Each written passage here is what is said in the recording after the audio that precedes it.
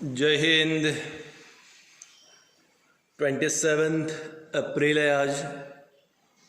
अभी ये वीडियो हम लोग कंटिन्यू कर रहे हैं। हमारा टॉपिक चल रहा था मैटर इन अ सराउंडिंग, और मैटर इन अ सराउंडिंग में हमने देखा मैटर जहाँ एक्सप्लेन किया anything which is having mass and occupy space.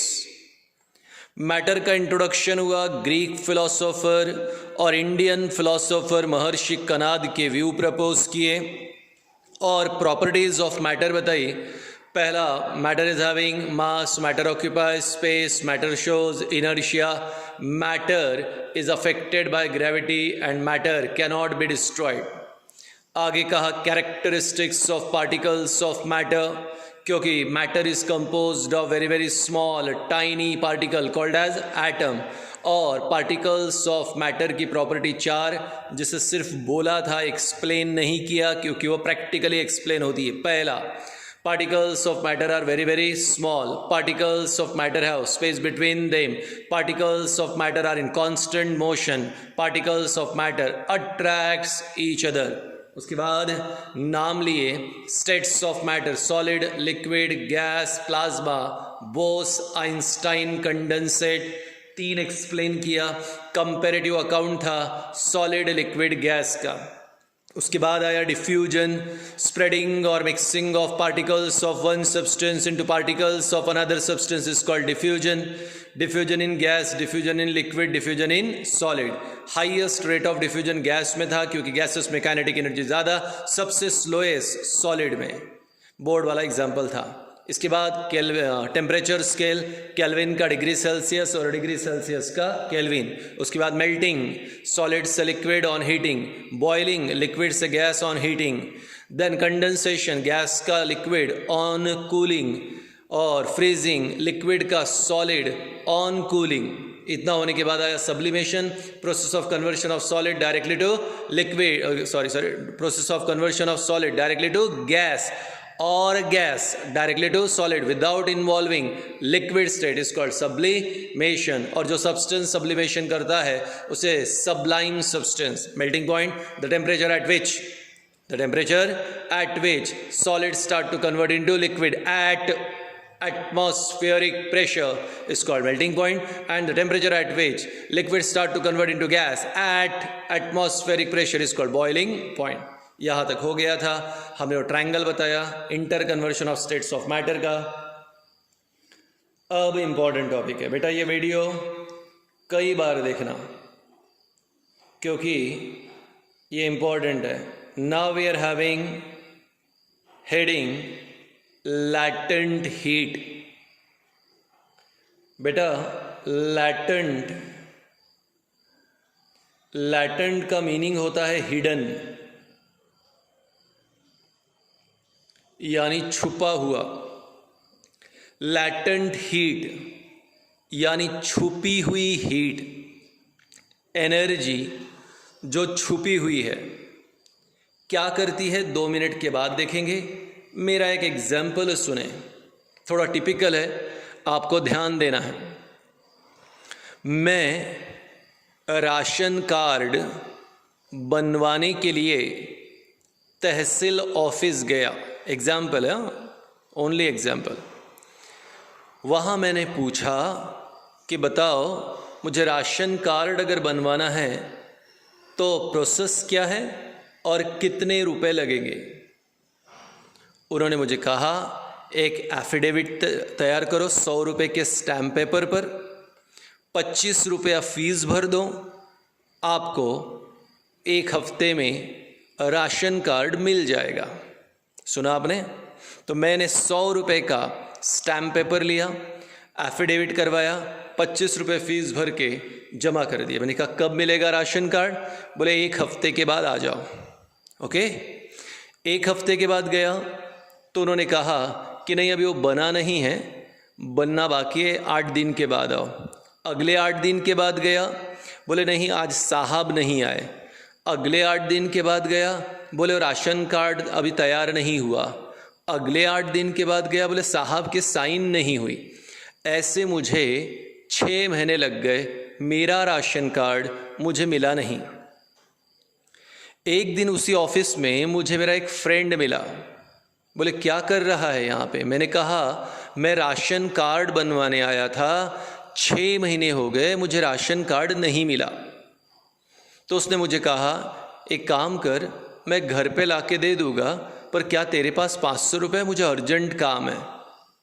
मैंने कहा मेरा फ्रेंड है, चलो 500 रुपये मैंने दे दिए। और जब मैं घर पे पहुंचा ही था कि मेरे पीछे पीछे वो आ गया और मुझे उसने राशन कार्ड दे दिया। मैंने कहा, मैं सरप्राइज़ हो गया। मैंने कहा यार कमाल है, इतनी जल्दी? बोले हाँ यार, राशन कार्ड तो 8 दिन में ही तैयार हो गया था, पर वहाँ वो पैसे मांग रहा था जो तूने उसको नहीं दिए, 500 रुपये। तो मैंने तेरे पास से 500 ले उसको दे दिए, राशन कार्ड लेकर आ गया। यानी कुल मिलाकर मुझे 125 पहले के और ये 500, 650 रुपये गिर गए। अब आप आए मेरे पास, आपने मुझे पूछा कि सर मुझे भी राशन कार्ड बनवाना है। मैंने कहा बनवा लो बेटा। सर कितने रुपए लगेंगे? ठीक है, अब बताओ मैंने क्या बोलना चाहिए? ठीक है, आप सोच रहे हो ना क्या बोलना चाहिए? My answer is 125, 125। आपने 625 सोचा होगा शायद 625, नहीं, मैंने कहा 125। बोले वाई सर, मैं तुम्हें क्यों बोलूँ कि मैंने रिश्वत दी? रिश्वत देना और लेना दोनों भी कानूनन जुर्म है, इसलिए मैंने आपको नहीं कहा कि मैंने रिश्वत दी। हाँ, मैंने कहा 125 रुपीज़ लगते हैं, ये प्रोसेस से आप जाओ, आपका काम हो जाएगा। तो बताओ ये 500 रुपये क्या मैंने आपको बताए थे कि मैंने दिए? नो, ये छुपे हुए हैं। एग्जैक्टली सेम वैसे ही बेटा हमारे पास भी एनर्जी है, लैटेंट हीट, मतलब हिडन हीट, छुपी हुई एनर्जी। अब ध्यान से सुनो, अब आप सबको पता है कि जैसे ही 100 डिग्री सेल्सियस अगर बोला तो एवरीबडी इज गोइंग टू से sir 100 degree Celsius is the boiling point of water. 100 degree Celsius is the boiling point of water. मैंने कहा मतलब क्या? पहले 100 डिग्री सेल्सियस पे लिक्विड वाटर का कन्वर्शन वेपर्स में हो जाता है, गैस में हो जाता है। तो 100 डिग्री सेल्सियस ये उसका बॉइलिंग पॉइंट है। मैंने कहा चलो ठीक है, अग्रीड। लेकिन एक्चुअली होता ऐसे नहीं है। एग्जाम्पल के तौर पे सपोज मैंने यहाँ पे पानी लिया, पानी लेने के बाद उसमें थर्मामीटर डाल दिया। So here in the beaker I am having water. पानी में मैंने टेम्परेचर मेजर करने के लिए थर्मामीटर डाल दिया और अब धीरे धीरे पानी को बॉईल कर रहा हूँ। इनिशियली थर्मामीटर में टेम्परेचर था 25, फिर 30 आया, 40, 50, 60, 70, 80, 90, 95, 96। अब मैं सोचने लगा कि अब 100 आया तो बॉईल होगा और लिक्विड वाटर का कन्वर्शन क्या में होगा?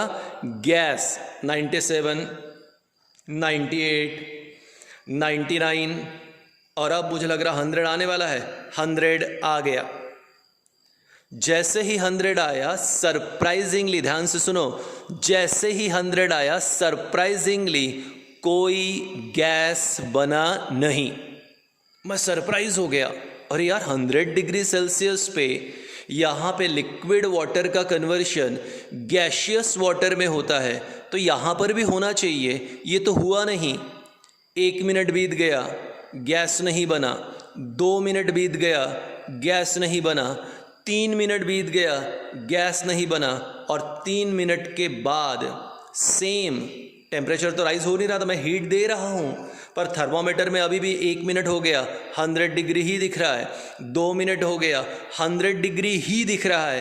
3 मिनट बीत गया, अभी भी 100 डिग्री ही दिख रहा है, यानी टेम्परेचर राइज हुआ नहीं, जबकि मैं नीचे से क्या प्रोवाइड कर रहा हूँ? हीट। तो 3 मिनट तक मैं हीट देते रहा, टेम्परेचर राइज हुआ नहीं और लिक्विड का कन्वर्शन गैस में भी हुआ नहीं। 3 मिनट के बाद अचानक क्या बनने लगी? गैस। नो डाउट टेम्परेचर 100 ही था पर गैस बनने लग गई। नाउ माय क्वेश्चन इज कि पिछले 3 मिनट से मैं वाटर को हीट प्रोवाइड कर रहा था, तो टेम्परेचर राइज क्यों नहीं हुआ? तो आंसर है कि सर 100 डिग्री आ गया था, तो आपको ऐसा फील हुआ कि लिक्विड का कन्वर्शन गैस में होना चाहिए, पर सर ऐसा नहीं हुआ, क्योंकि वाटर के अंदर intermolecular force of attraction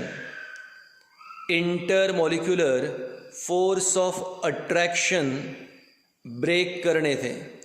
और जब तक intermolecular force of attraction break नहीं होता, तब तक एक स्टेट दूसरी स्टेट में कन्वर्ट नहीं होती। सो एक स्टेट का कन्वर्शन दूसरी स्टेट में अगर करना है तो टेम्परेचर तो चाहिए, साथ ही साथ क्या ब्रेक होना चाहिए? Inter molecular force of attraction. समझा? नहीं तो वापस मेरे एग्जाम्पल पे आओ। मेरा राशन कार्ड 1 हफ्ते में ही बन गया था, लेकिन क्या मुझे राशन कार्ड मिला? नहीं, 6 महीने नहीं मिला। अब क्यों नहीं मिला? क्योंकि ऑफिसर मुझसे क्या मांग रहा था? पैसे। यानी ऑफिसर का और राशन कार्ड का क्या था? अट्रैक्शन। इस अट्रैक्शन को अगर मुझे तोड़ना है, तो मुझे क्या देना पड़ेगा? एनर्जी मतलब पैसा। तो मैंने 6 महीने के बाद उसे पैसा दिया, तो ये क्या हो गया? अट्रैक्शन ब्रेक, और मेरा राशन कार्ड मुझे मिल गया। एग्जैक्टली राशन कार्ड बन के तैयार था, 100 डिग्री सेल्सियस आके तैयार है, लेकिन फिर भी राशन कार्ड मुझे मिला नहीं, फिर भी लिक्विड वाटर का कन्वर्शन गैस में हुआ नहीं। वहाँ मुझे इसलिए नहीं मिला क्योंकि ऑफिसर का और राशन कार्ड का क्या था? अट्रैक्शन। वो अट्रैक्शन ब्रेक होगा तो मुझे राशन कार्ड मिलेगा। ऐसे ही वाटर मॉलिक्यूल के बीच में भी क्या है? Intermolecular force of attraction. Attraction break हुआ तो लिक्विड का कन्वर्शन गैस में होगा, अदरवाइज होगा नहीं। तो मैंने उस ऑफिसर को क्या दिए? पैसे, एनर्जी। काय के लिए? अट्रैक्शन ब्रेक करने के लिए। आपको भी 100 डिग्री सेल्सियस के बाद 1 मिनट, 2 मिनट, 3 मिनट तक आपको क्या देनी पड़ी? एनर्जी। ये जो 3 मिनट तक आपने एनर्जी दी, जिससे टेम्परेचर राइज नहीं हुआ, क्या हुआ फिर? सर वो एनर्जी यूज हुई। काय के लिए? To break intermolecular force of attraction. तो ऐसा एनर्जी जो टेम्परेचर राइज नहीं करता, और इनफैक्ट वो inter molecular force of attraction को ब्रेक करने के लिए यूज होता है, उसे कहते हैं latent heat. So amount of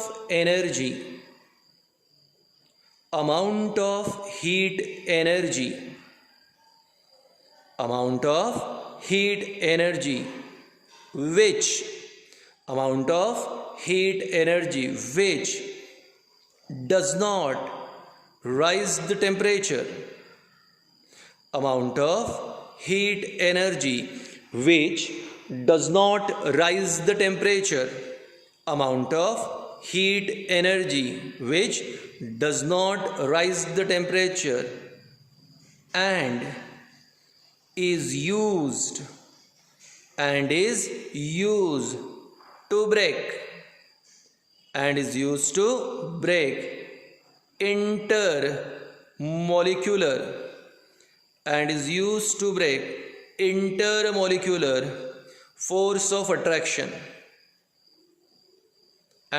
to break intermolecular force of attraction is called as latent heat or hidden heat.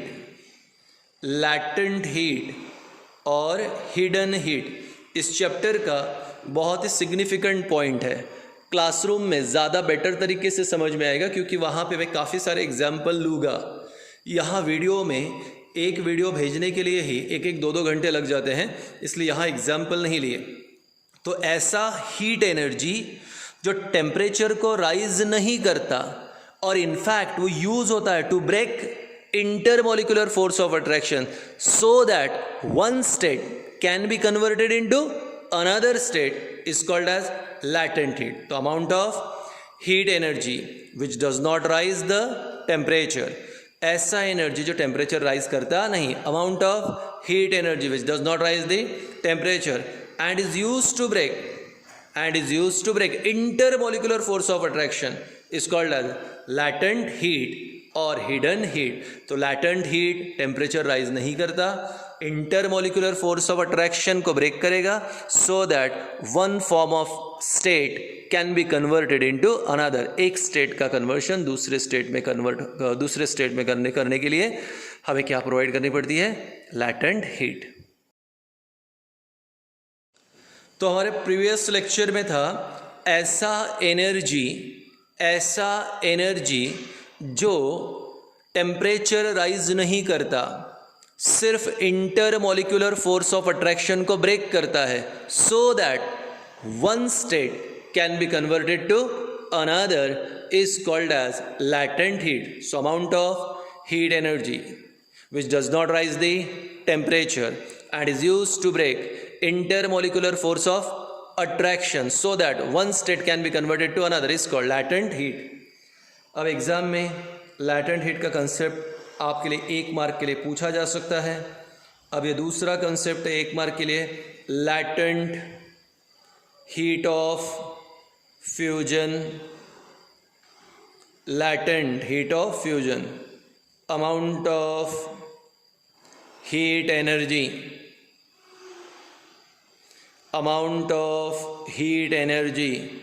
required in joules.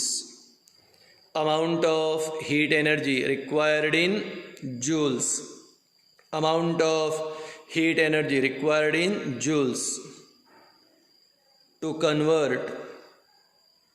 Amount of heat energy required in joules to convert 1 kg of solid, 1 kg of solid to 1 kg of liquid, 1 kg of solid to 1 kg of liquid without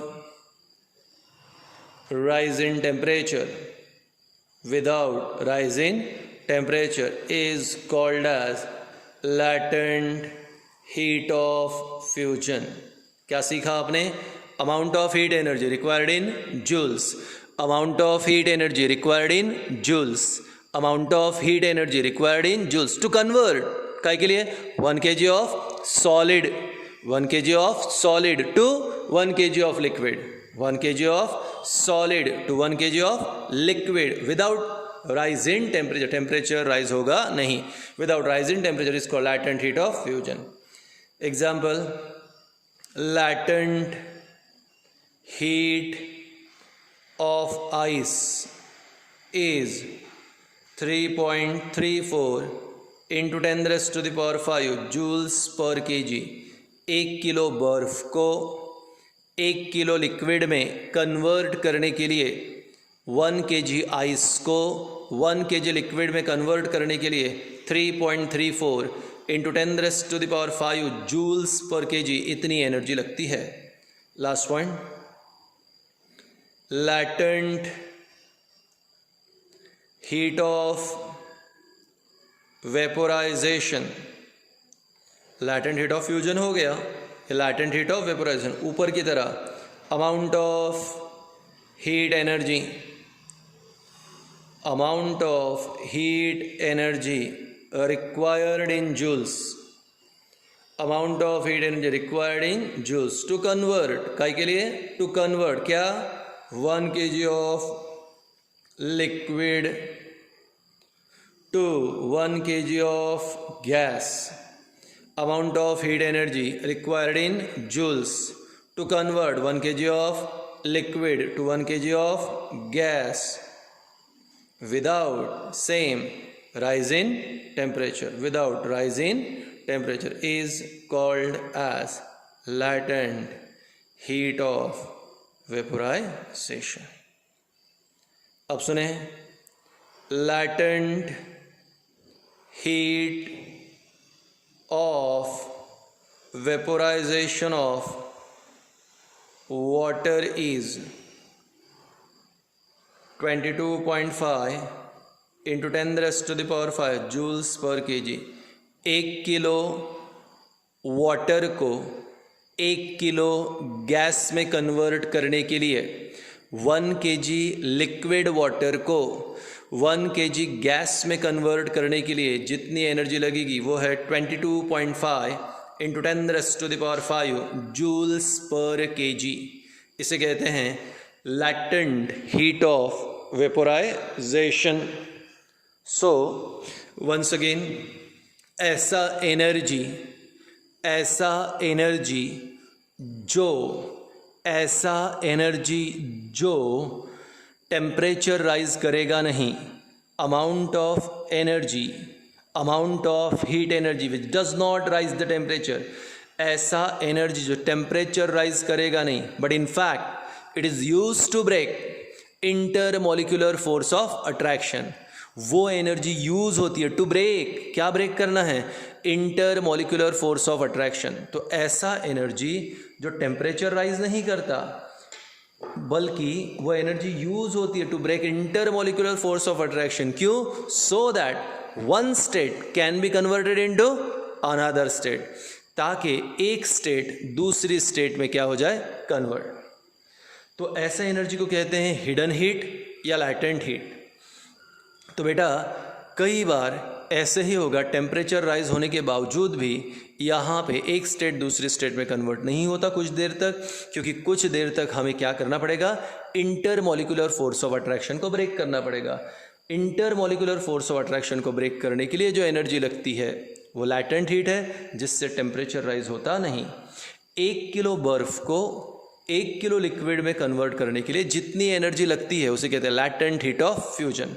Amount of heat energy in joule, amount of heat energy in joule required to convert, amount of heat energy in joule required to convert 1 kg of solid to 1 kg of liquid without rise in temperature is called latent heat of fusion।